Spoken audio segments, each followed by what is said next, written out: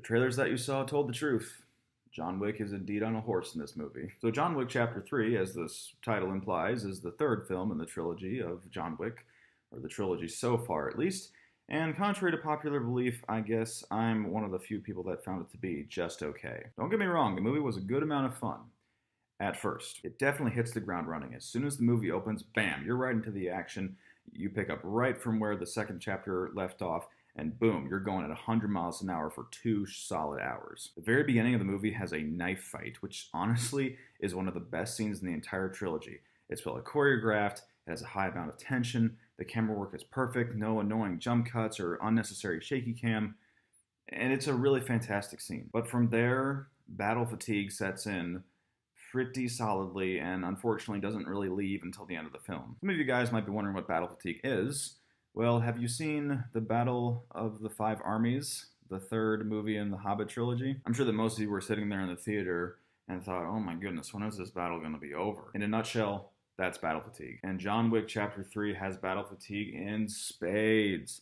There's this one battle with him and Halle Berry that goes on for so long with so little dialogue, with so many bullets, with so much blood splattered everywhere, that I actually started thinking about what I'm going to do after the movie's over. When a movie has a certain action scene that's happening, and the intensity is at a level 11, and you start thinking about what you're going to do after the movie's over, there's a problem. And that battle, and also plenty of others, just basically felt like a contest to see who could reload first. Now, granted, that does add a bit of realism to the movie.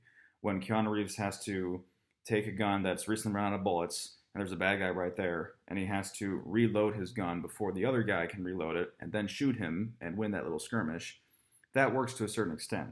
And it was refreshing to see that in the first movie, because usually our action stars never run out of bullets, and they're seemingly invincible. I mean, let's be honest, if you've been watching the past 3 John Wick films, you already know that he's kind of invincible, but they at least added that element of realism to it. But not only this action scene, but throughout the entire film, it just felt like it was just that kind of trope, one after the other. Who can reload the fastest so that they can shoot each other in the face an unnecessary amount of times? Seriously, the last time I checked, it only takes 1 bullet to kill you if someone shoots you in the brain or the neck. But John Wick and plenty of other good guys in the film find it necessary to overload you with lead, even though you're good and dead. Did not mean for that to rhyme. The production value and cinematography of this movie might alone be worth the price of the ticket. Be sure you go see this movie in as big of a theater as you possibly can. If there's IMAX 3D, go see it. And you won't hear me recommending 3D every day. The color scheme and the amount of the environment that the camera captures is amazing. It's astounding.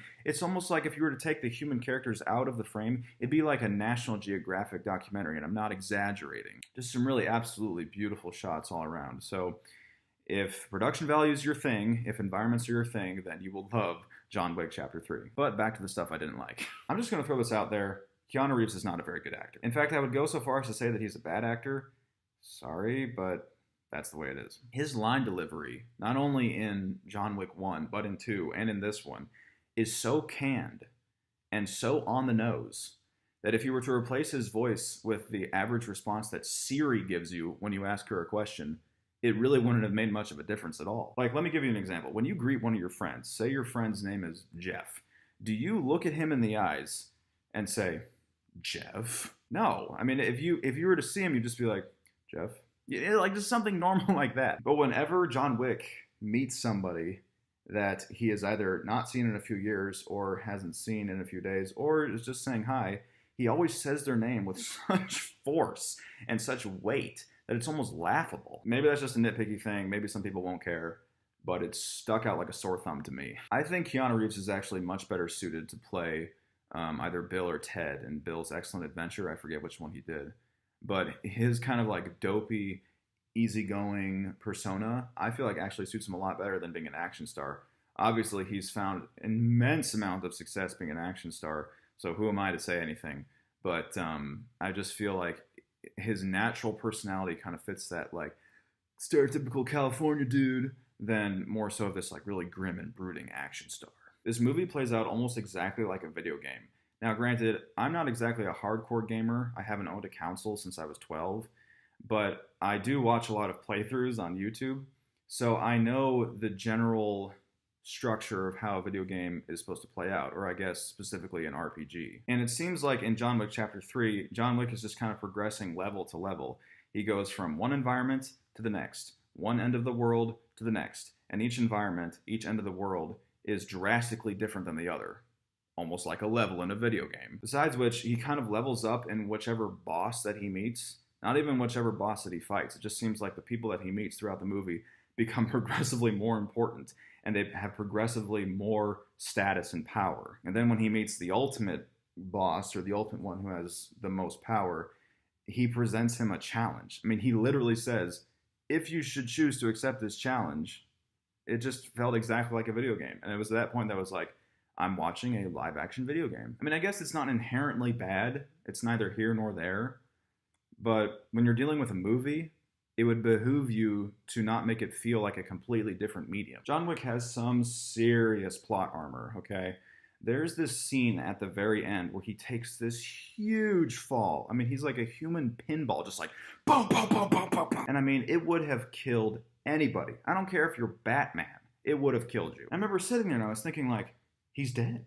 Like, they just killed John Wick. Like, I don't care how invincible you are. I don't care that his nickname is the Boogeyman. He's dead. But no, of course, by the end of the scene, he's kind of back to normal, and he's his usual John Wicky self. I realize it's an action film, and I realize that, John Wick is this basically force of violence that has auto-aim on, at all times. But even that was a bit of a stretch. I just couldn't believe that he walked away from that particular fall. They're going to make more of these. They're definitely going to make more of these. So, it's a solid entry into the franchise. I guess it's a franchise. I thought it might be a trilogy, but it's a franchise at this point. It's a solid entry in the franchise. Certainly not as good as the first. I don't even remember the second one because I saw it so long ago and I only saw it once, and my friends were kind of chatting at the time. So it's a solid entry. It's a good effort by everybody involved. Like I said, the production value is amazing, and the action scenes are very, very well choreographed.